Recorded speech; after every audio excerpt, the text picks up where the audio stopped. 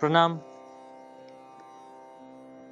the biggest currency a human can get is nature. It's not just like that we call nature Mother Nature. Because as all mothers just give out love to their children, nature also knows just one thing, which is giving. It has never asked us anything. But we are the ones who keep snatching from nature and don't even think a bit of what we are contributing in it.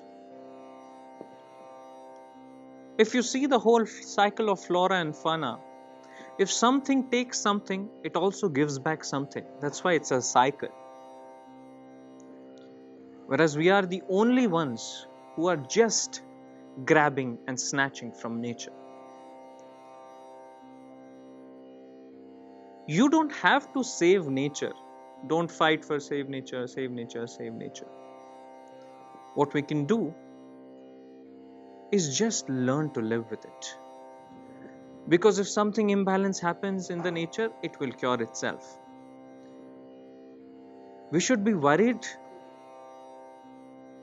or not even worried, I would say. We should be inclined in living with nature, adapting the ways how to live in harmony with nature. As I said, you don't have to save anything. You just have to learn to live with it.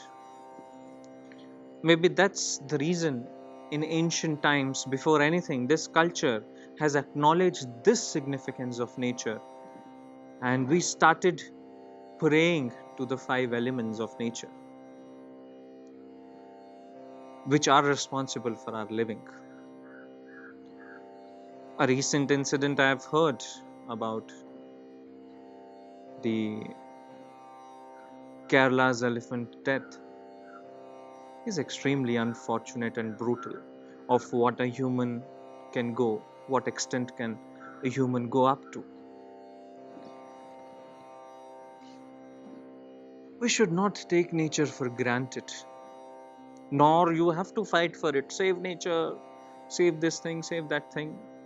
Nature will have its own ways if something goes imbalance.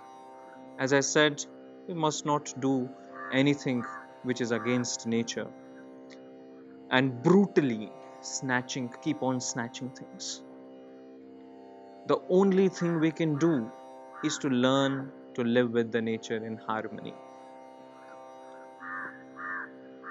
Let trees around you, animals around you, be there. They won't bother you until you go and bother them.